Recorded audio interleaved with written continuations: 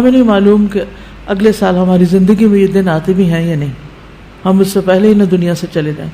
اس لیے بہت ضروری ہے کہ ان 10 دنوں کی پلاننگ کریں کہ ہم نے کیا کیا کرنا ہے. صرف وہ کام کافی نہیں جو ہم ہر روز نیکی کے کام کرتے رہتے ہیں، مثلا جو روٹین میں نوافل پڑھ رہے ہیں یا صدقہ خیرات کر رہے ہیں یا اور نہیں، مزید بھی کرنا ہے. صحابہ ان دنوں میں انتھک محنت کیا کرتے تھے. سعید بن جبیر ذو الحجہ کے 10 دن داخل ہونے کے بعد عبادت میں بہت زیادہ کوشش کرتے تھے، حتیٰ کہ وہ اتنی محنت کرتے کہ لگتا کہ وہ اس کی قدرت نہیں رکھتے، یعنی اپنے آپ کو اتنا تھکا دیتے کہ لگتا کہ بس اب اس سے زیادہ کچھ کر نہیں سکتے، آخری درجے تک. اب نیک اعمال میں سے افضل عمل جو ان دنوں کے لیے پسندیدہ ہے وہ اللہ کا ذکر ہے. نبی صلی اللہ علیہ وسلم نے فرمایا کوئی دن اللہ کے ہاں ان 10 دنوں سے زیادہ عظمت والا نہیں ہے، اور نہ ہی کسی دن کا عمل اللہ تعالیٰ کو ان 10 دنوں کے عمل سے محبوب ہے. یعنی نہ دن ان دنوں سے افضل ہے اور کوئی اور عمل اس سے افضل نہیں. بس تم ان 10 دنوں میں کثرت سے لا الہ الا اللہ، اللہ اکبر اور الحمدللہ پڑھو، یعنی تحلیل، تکبیر اور تحمید. اب اس کے لیے یہ جو کلمہ نا سبحان اللہ والحمدللہ ولا الہ الا اللہ واللہ اکبر، یہ ان تینوں کلمات کا مجموعہ ہے اور اس میں سبحان اللہ کا اضافہ بھی ہے. اسی طرح اللہ اکبر لا الہ الا اللہ واللہ اکبر وللہ الحمد. ٹھیک ہے، اس میں بھی تینوں چیزیں آ جاتی، الحمد بھی آ جاتی ہے، اللہ کی حمد بھی آ جاتی ہے، اور لا الہ الا اللہ اور اللہ اکبر بھی آ جاتا ہے. صحابہ کرام جو تھے ان میں سے ابن عمر اور ابو ہریرہ رضی اللہ عنہما ان 10 دنوں میں بازار کی طرف نکل جاتے اور دونوں تکبیرات پڑھتے، یعنی مل کے بھی پڑھتے. لوگ ان کی تکبیر سن کر تکبیر کہتے، یعنی یہ پڑھتے تو جو سنتا تو وہ بھی کہنا شروع کر دیتا. تو لوگ ان کی تکبیر سنتے کا کیا مطلب ہے کہ یہ تکبیرات اونچی آواز سے پڑھ رہے ہوتے. آپ دیکھیں گھروں میں اکثر لوگ گنگناتے رہتے ہیں یا کچھ، تو گھروں میں بھی تکبیرات اونچی آواز سے پڑھیے، چلتے پھرتے اونچی آواز سے پڑھیے تاکہ دوسروں کو یاد آ جائے. اونچی آواز سے پڑھنے کا مقصد اصل میں کیا ہے؟ یاد دہانی، کہ دوسرے لوگ بھی پڑھنا شروع کر دیں. پھر اسی طرح محمد بن علی جو تھے، ان صحیح بخاری میں آتا ہے کہ وہ نفل نمازوں کے بعد بھی تکبیر کہتے تھے. یعنی نفل نماز پڑھ کے، جیسے تہجد کے پڑھے یا چاشت اشراق کے پڑھے یا پھر اس کے علاوہ، تو وہ نفل پڑھ کے بھی تکبیر پڑھتے تھے. اسی طرح عورتیں بھی تکبیرات پڑھتی تھی.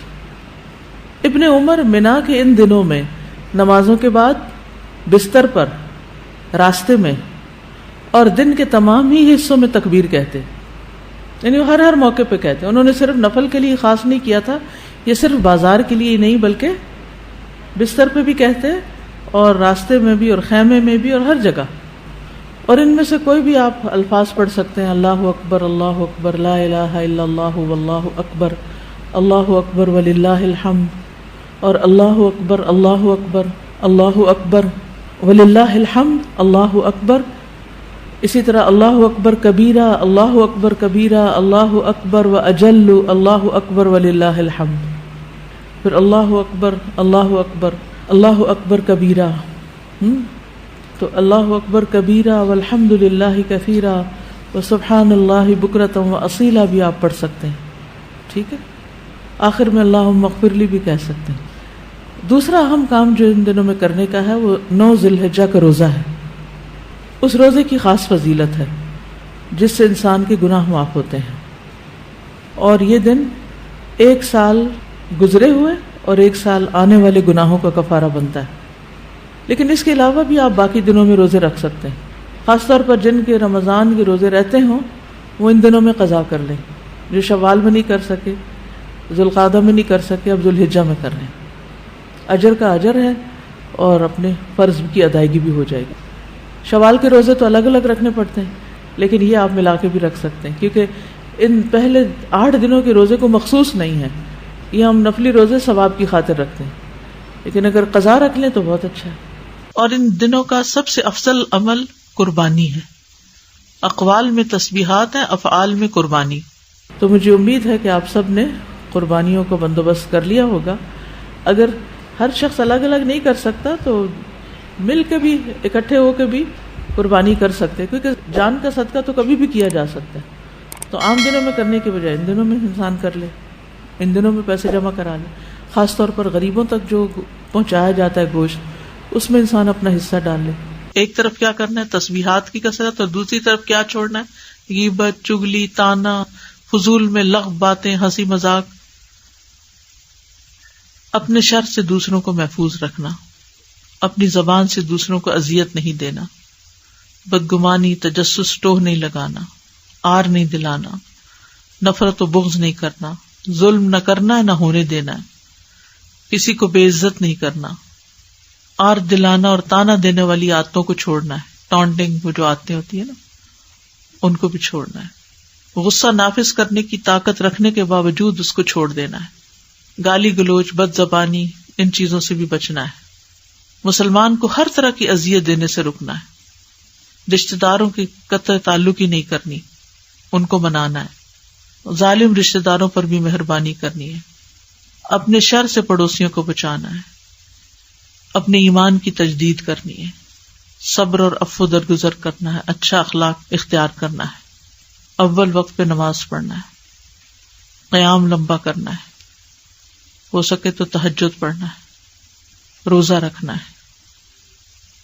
حج کے لیے تو چلے گئے ہیں لوگ، ہو سکے تو حج کرنا ہے. مالی صدقات میں اپنے اہل و عیال کی ضروریات پوری کرنا. ناراض رشتہ دار کو تحفہ دینا.